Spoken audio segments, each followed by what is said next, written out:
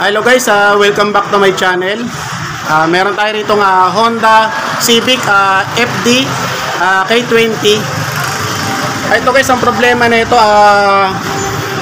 mahina raw kumarga o bumabagsak ang karga. Rekilo nga rin.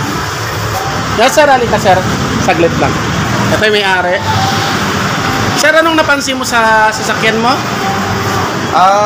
Bali kagabi, bumagsak yung nag-alarm yung battery niya. Indicator. Tapos yun, ibig sabihin, na-drain yung aking battery. Saan kayo sir tumirik?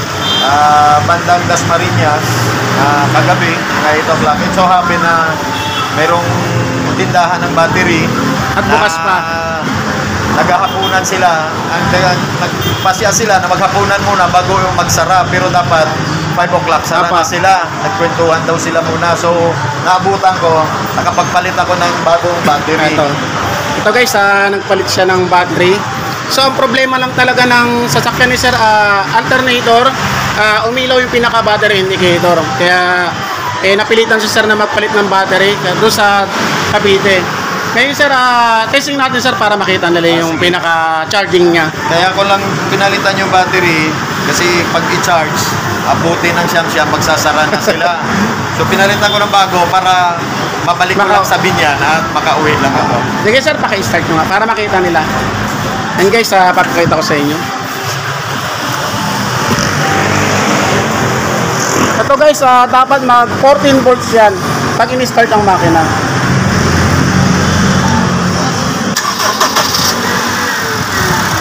Yan guys, hindi na umabot ng 13. Sir, pakiload mo nga, ilaw aircon. Yan guys, nakailaw aircon. Yan, bumagsak na guys ang 12. Sorry, pakita mo. Yan guys, naka-load siya. Tapos naka-aircon. Yan guys, 12 na lang. Tingnan natin doon sa loob. Sir, pakitingin nga, sir, kung nakailaw yung battery indicator. Wala. Nasa 11 siya. Yan guys, hindi nag-warning yung battery indicator, pero kagabi raw nakailaw yan, yung pinaka battery indicator. Tapos itong ano niya, yan, nagwa-warning siya. Nag-blink. 11.4. Dapat yan guys, pag dito sa lighter cigarette, dapat 13.8 hanggang 14. Yan. Sige sir, pakipatay na sir.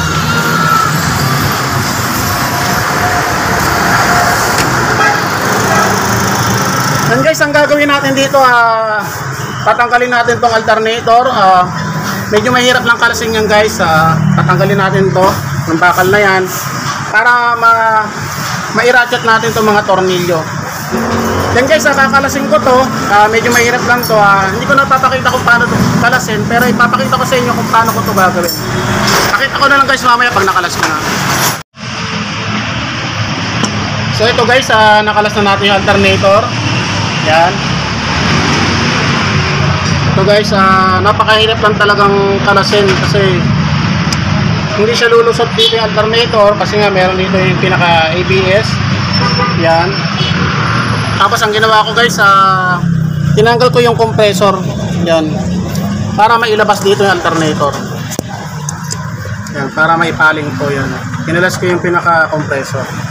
And guys, bubuksan na natin yung alternator.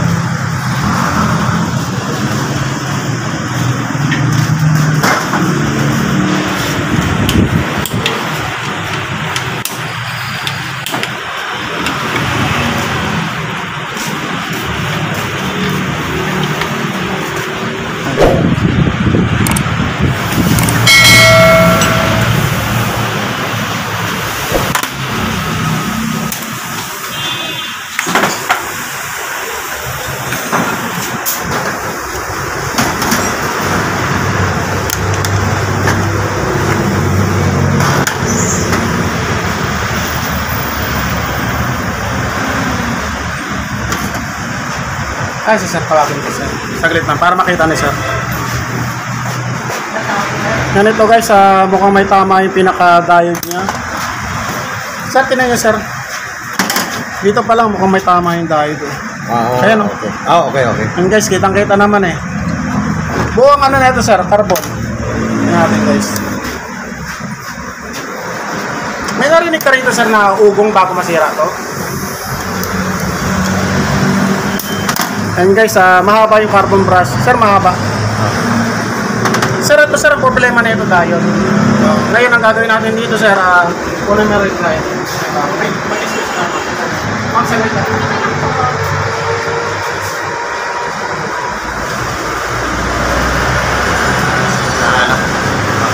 Ito sir, kakalasin ko lang ito para ano. And guys, itong diode na to, kakalasin ko to, ililipat ko na lang dito para makatabig si sir. Ito kasi sir, pampentang buo talaga to. Pero kukunin ko na lang sir yung pinaka-diode para makatapig ka. And guys, kakalasin ko to, ililipat ko rito. Papakita ko na lang guys mamaya pag nagawa ko na. So ito guys, nailipat na natin yung diode. Yan. Nahinang na rin natin. Kailangan guys, lahat yung nakahinang. Pati itong pinaka-IC niya, kailangan nakahinang. Make sure lang na huwag makalimutan yan. Tapos ito yung dati niya, diode. And guys, positive, negative. And guys, bumigay. And guys, assembly na natin to. Lalagyan na natin ng carbon. Tapos testingin natin sa testingan ko.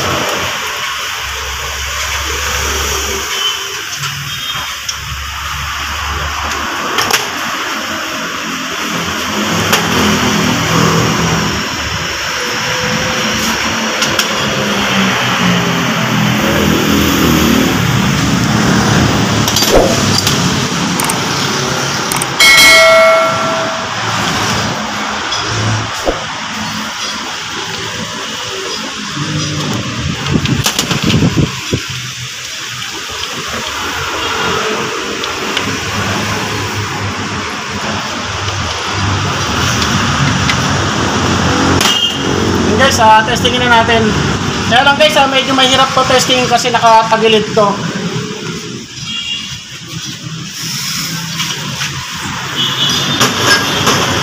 Guys, hindi na tulad nito, nasa gilid yung pinakapaan niya.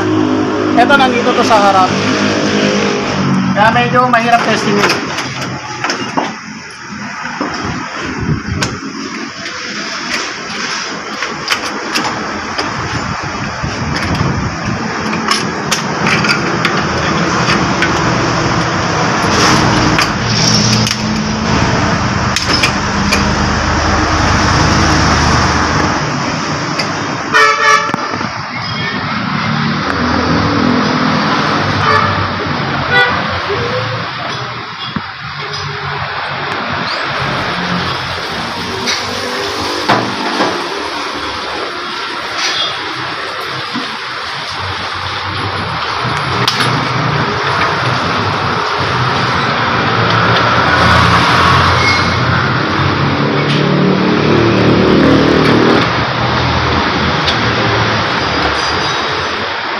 So guys, yung battery indicator, kailangan mamatayan. And guys, namatay. Tapat mo rin. And guys, 14. Kaya dulugan natin. Kaya nakaload, head pan. Ito guys, 14. Kaya patayin ko. Okay. Ito yung battery indicator. Yan guys, kailangan mamatayan. Sige. Yan sir, okay na. Makarga na.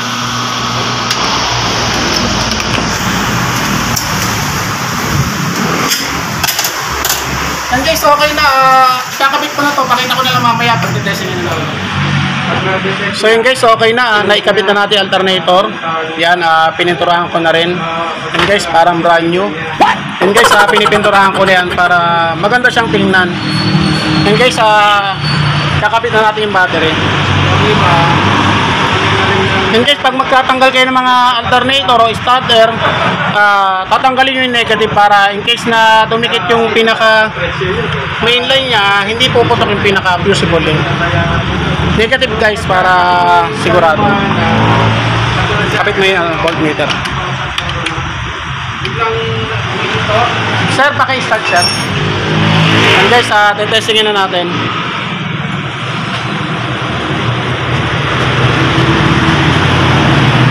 natin sir yung pinaka battery indicator.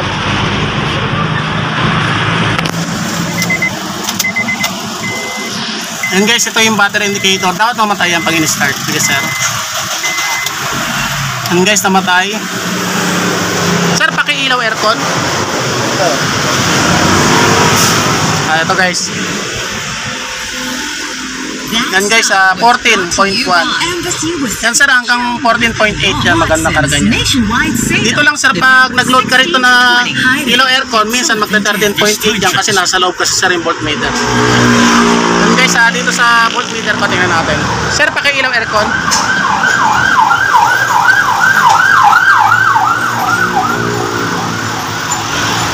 Yan guys, 14. Yan, nakailaw aircon. Yan, naka-aircon yan. Yan guys, 14. Sir. Okay. Sir, ito sir, 14. Nakailaw aircon. Okay. Yan, 14.8 yan kasi lagpas ng konti sa 14. Ganun din ba? Ay, ito sir, walang ingay yung alternator. Yan, ibig sabihin sir, buo na yung pinaka-diode niya. Pag maugong kasi sir, diode ang problema yan. Sir, anong masasabi mo sir? Okay na sir? Okay, very good. Pati yung mga dumi-dumi diyan sa mga singit-singit, nilinis lahat. Inabot pa, pati itong mga... sir. So, sulit. Parang at least, yung hindi mo madudukot, Nalinis na rin sir. So yun guys, maraming salamat sir. Sana pag may problema rito at balik pa rin kayo. Pero sana wala na maging problema sa sakyan. Okay. So yun guys, sana may natutunan kayo sa share kong bagong video. Maraming salamat.